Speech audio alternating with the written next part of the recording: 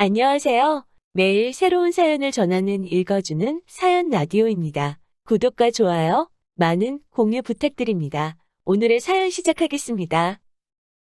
안녕하세요. 결혼 앞두고 있는 28살 여자입니다.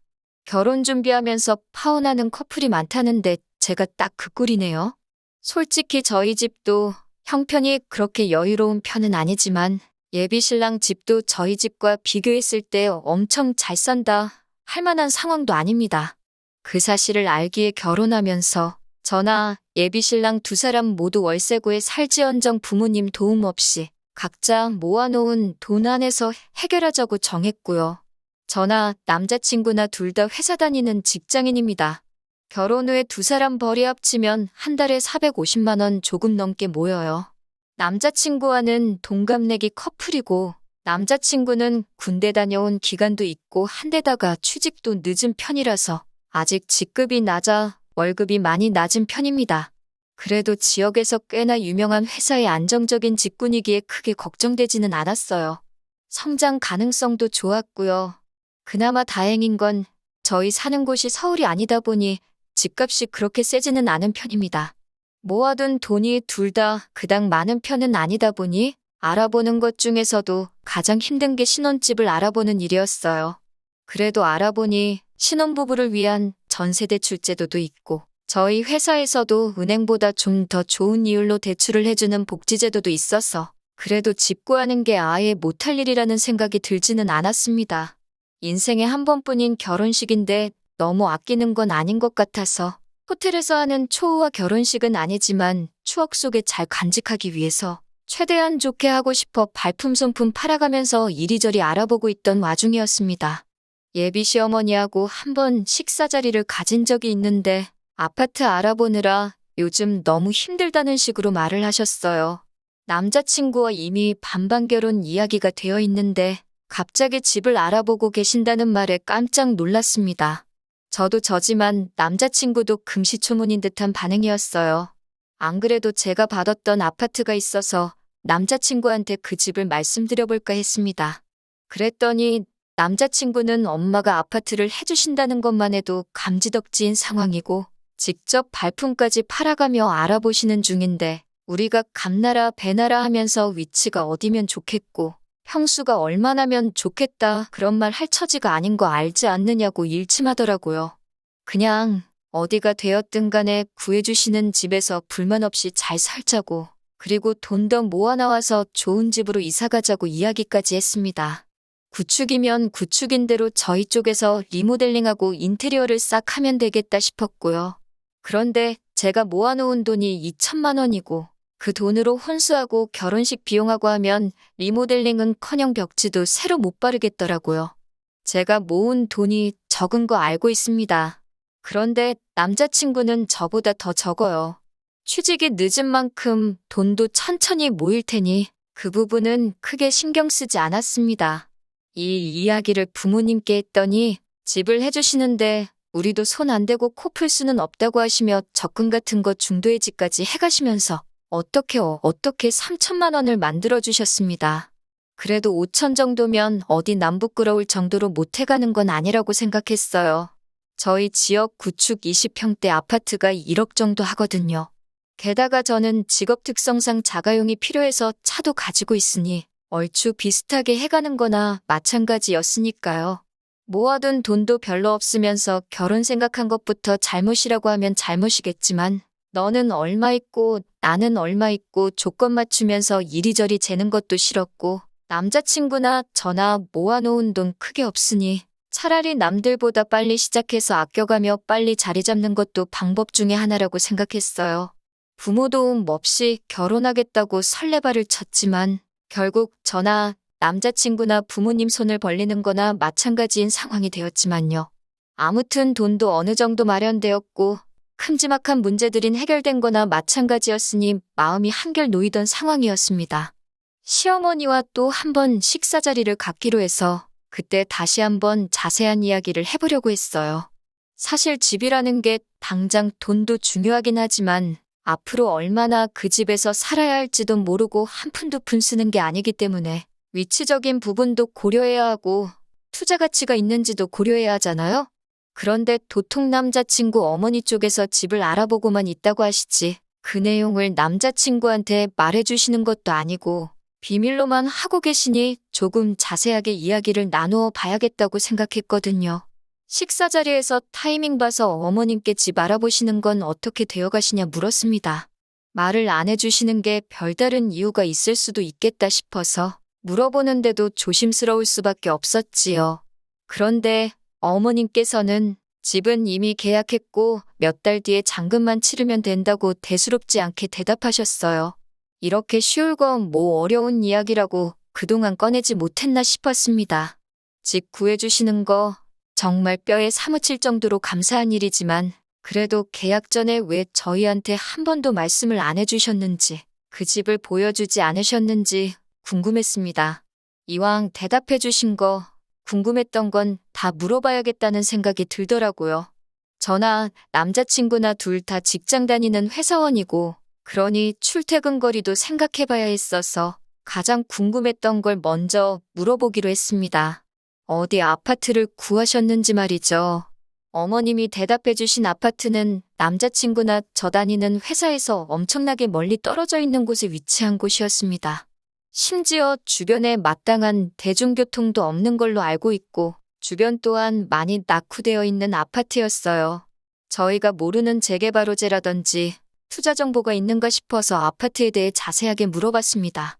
34평 아파트이고 시세는 2억 5천 정도 된다고 하시더라고요. 아버님이 은퇴하시고 따로 직장도 없으시고 어머님 혼자 식당일 하시면서 외벌이를 하시는 상황이었는데 모아둔 돈 조금에 30년 만기로 대출을 풀로 땡기셨다고 하시는데 그럼 대충 계산해도 이자만 한 달에 돈 100만 원씩은 나가겠다는 계산이 서더라고요. 어머님 혼자 벌이로는 대출금 내고 나면 생활비 감당도 안 되시는 거 아닌가 하는 생각이 들고 그때부터 점점 안 좋은 촉이 들기 시작했어요. 사실 남자친구와 제가 다니는 회사 근처에도 신혼부부 살만한 작은 평수 아파트가 훨씬 더 좋은 가격으로 나와 있는 매물이 많았거든요. 집 구해주시는 거 감사한 일이지만 아직 잔금 안 치렀다고 하시니 말씀드린다고 차라리 위약금 얼마를 내고 평수를 줄여서 저나 남자친구가 봐놓은 아파트로 다시 구해주시는 게 훨씬 경제적이지 않겠냐고 조심히 말씀드렸지요. 그런데 어머님께서는 너네 도대체 뭔 소리를 하는 거냐 하는 식의 반응을 보이시더라고요. 대번에 그 집에서 왜 너네 둘만 산다고 생각하느냐고 하시는 겁니다. 그 말에 저는 벌써부터 머릿속이 새하얗게 변하더라고요. 알고 보니 저희 살 집을 구해주시는 게 아니라 시댁에 이사를 가는 거였습니다. 그런데 어머님도 저희가 같이 합가하는 걸로 생각하고 그렇게 말을 전하셨던 거죠. 34평 큰 평수의 방이 3개짜리라고 지내는데 불편할 게 뭐가 있겠냐고 하는데 100평짜리 아파트를 가져다 줘도 시작부터 시집살이 하고 싶어하는 사람이 어디 있겠어요? 게다가 남편 밑으로 여동생이 둘이나 있는데 신우 2명까지 끼고 시부모 모시고 살 생각은 없었습니다. 그래서 저도 그걸로 왈가왈부할 게 아니라 저희가 집을 알아봐 주신다기에 오해한 것 같다고 합가는 하지 않고 따로 나와 살겠다고 했습니다. 애초에 양가 지원받지 않고 결혼하기로 처음부터 이야기가 되어 있었으니 당초에 계획한 대로 둘이서 단칸방에서라도 월세부터 시작하는 한이 있더라도 우리들 힘으로 한번 해보겠다 말씀드렸습니다. 그러니 어머님께서는 얘 좀 보라고 하시면서 너 그렇게 돈 개념이 없는 애였냐고 꼬집기 시작하셨어요. 그러면서 하시는 말이 어차피 당신이랑 당신 남편 죽으면 그 집 너네 거 되는 건 시간 문제인데 뭐하러 달마다 월세까지 내가면서 얼굴도 모르는 생판남의 배를 불려줄 생각부터 하냐고 일부러 저희 생각해서 큰 평수 집으로 구한 거니 딴 생각하지 말고 그 집에 들어와서 살라고 하시더군요. 애초에 집을 알아봐 주신다 할 때부터 자세한 내용 말해주신 적 한 번 없었고 저희들 의사 또한 물어본 적 없었지 않느냐고 그 집에 들어가 살면 다른 건 몰라도 남자친구는 출퇴근하는 것부터가 문제가 될 거라고 대답했지요. 길에서만 하루에 왕복으로 2~3시간씩은 낭비할 텐데 그 집에서 같이 사는 건 아닌 것 같다고 대답했더니 너가 차를 들고 오는데 왜 출퇴근 걱정을 하냐면서 저 출근할 때 남편도 태워주고 퇴근할 때 태워오고 하면 되는 것 아니냐입니다. 남자친구 직장이 출근 시간이 저보다 1시간 빠른데 그러면 제가 2시간 일찍 출근을 해야 한다고 하니 그러면 차를 남자친구 주고 제가 대중교통을 타고 다니면 되는 거 아니냐고 하시더군요. 그리고 자꾸 월세 이야기를 하면서 그렇게 월세집을 구해서 살고 싶으면 그 집에 들어와 살면서 월세 대신에 저희가 대출이자를 대신 갚아주면 그렇게 살고 싶은 월세집에서 사는 거 마찬가지 아니냐고 하면서 말도 안 되는 계산법으로 우기기 시작하셨어요. 그래서 그건 조금 아닌 것 같다고 솔직하게 말씀드렸어요. 지금 당장 정할 문제는 아닌 것 같다고. 저도 저희 부모님한테 빌려놓은 돈이 있으니 좀 더 이야기해보고 대답해드리겠다고 답변을 피했습니다. 그런데 남자친구가 그날 어머니한테 무슨 말을 더 들은 건지 며칠 뒤부터 자꾸 지 엄마 말이 틀린 게 없다면서 저를 설득하려고 하더라고요. 월세는 버리는 돈이나 마찬가지인데 왜 자꾸 월세집에서 살고 싶어 하느냐고. 우리가 대출금을 대신 갚는 것 같지만 결국에는 그 집이 우리 집이 되는 거 아니냐고 하더라고요. 세상에 이런 멍청이가 다 있나 싶었습니다. 그 대출금을 우리가 대신 갚으면 애초에 우리끼리 대출받아서 신혼집 구하고 대출금 갚아나가면서 살면 되는 거 아니냐고. 월세 이야기를 꺼낸 건 어차피 대출이 많이 나오지 않을 거고 집값이 요즘 내려가는 분위기니까 더 좋은 조건이 나올 때까지 돈을 쥐고 있으려고 그러는 거라 설명했죠. 그리고 그 집이 너 혼자 물려받는다는 보장이 있냐고. 네 동생들이 요구하면 다 분할해줘야 되는데 그 집 대출금을 우리만 갚았다가 동생들 좋은 일 시킬 거 있냐고 했더니 자기가 오빠인데 동생들한테 좋은 일 좀 해주면 안 되냐고 하는 겁니다. 그리고 동생들하고도 이야기 이미 끝났고 동생들은 그 집에서 들어가 살 생각 없다고 한다고 하더라고요. 그러니까 동생들하고도 돈으로 얽힐 일 없으니 그 부분은 걱정 말라고 했습니다. 동생들은 머리가 잘 돌아가는데 너는 왜 그 모양 그 꼴이냐고. 어차피 동생들은 나중에 유산 문제로 넘어가게 되면 분할 청구만 하면 그만이라고. 동생들도 괜히 그 집 들어갔다가 방 얻어 쓴다는 명목으로 어머님한테 달마다 얼마씩 뜯길 것 같은데 다 큰 여자 둘이서 한 방 나눠서 쓸 바에 두 사람 다 독립하겠다고 저러는 거 아니냐 했죠.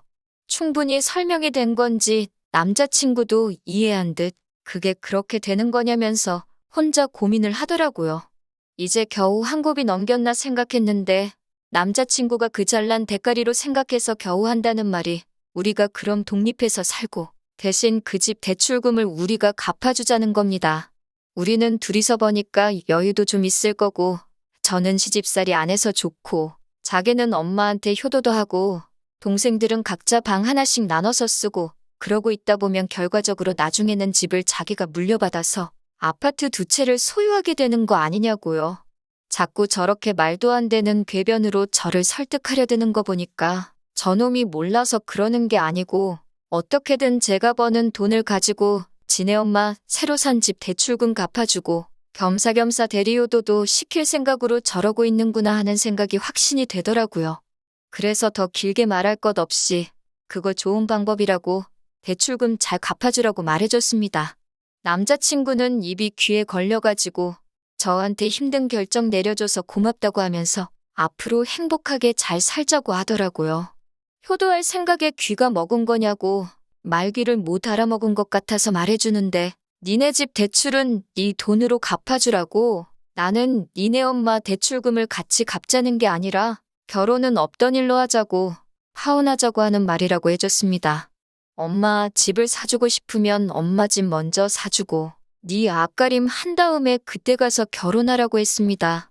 저랑은 어차피 끝난 거니까 더 길게 이야기할 것도 없고 마음 바꿀 것도 없다고요. 그동안 결혼 준비하면서 알아본 것들은 오늘 당장 다 취소할 테니 취소하면서 발생하는 위약금은 다 네 돈으로 하라고 했어요. 사람 헷갈리게 만든 니네 엄마 때문에 파혼하는 거고 이제 보니 너도 한통속인 것 같은데 나는 그런 것도 모르고 우리 부모님 적금도 중도해지해버려서 우리 집도 여러모로 손해를 봤으니 위약금 내는 것 정도 손해보는 건 네 돈으로 처리하라고요. 그리고 그걸 끝으로 앞으로 연락도 하지 말고 아는 척도 하지 말라고 했습니다. 오늘 이후로 너가 마음을 바꾼다고 해도 내가 자식된 마음으로 부모한테 효도하고 싶다는데 그걸 못하게 할 권리는 없지만 결혼하고 나서 내 남편이 효도하는데 눈멀어서 나한테까지 피해 끼치는 꼴은 볼 생각이 없다고. 이젠 너가 아니라고 말해도 그 말을 믿을 수가 없다고 했어요. 그리고 제가 선언한 대로 그날을 기점으로 남자친구와는 영영 이별했습니다. 돌이켜 생각해보면 제 나이가 아직 젊은데 뭐가 그리 급해서 결혼을 하려고 했나 싶어요. 일찍 정신 차리고 가정을 꾸리는 것도 좋지만 왜 다들 준비가 되어 있는 사람하고 결혼하거나 준비가 끝날 때까지 결혼을 미루는 이유가 뭔지 알겠더라고요. 그 편이 정신건강에 훨씬 도움이 되니까 그러는 거겠죠? 돈 모으는 건 제가 하기 나름이란 것도 배웠어요. 그래서 한동안은 제 스스로가 앞가림 할 만큼의 돈을 모을 때까진 결혼 같은 건 생각도 하지 않고 혼자서 지낼 생각입니다. 오히려 이렇게 다 털어놓고 나니 심적인 여유도 생기고 정말 좋은 결정 내린 것 같아 후련하네요. 남자친구 보니까 기어이 엄마 따라 그 집으로 이사 가가지고 면허도 없는 놈이 대중교통 타고 출근한다고 하루에 3시간씩 출퇴근하는데 버리고 있는 꼴을 보니까 아마 그 자식은 지 엄마 품에서 벗어날 때까지는 그렇게 손해만 보면서 살게 될 것 같네요. 제 말만 잘 들었어도 그 꼴은 보지 않았을 텐데 싶은 미련도 없습니다. 이젠 그런 남편감은 제 쪽에서 사절하려고요. 긴 이야기 들어주셔서 감사합니다. 오늘의 사연은 여기까지입니다. 구독과 좋아요, 알람 설정해주시면 앞으로 더 좋은 사연으로 찾아오겠습니다. 감사합니다.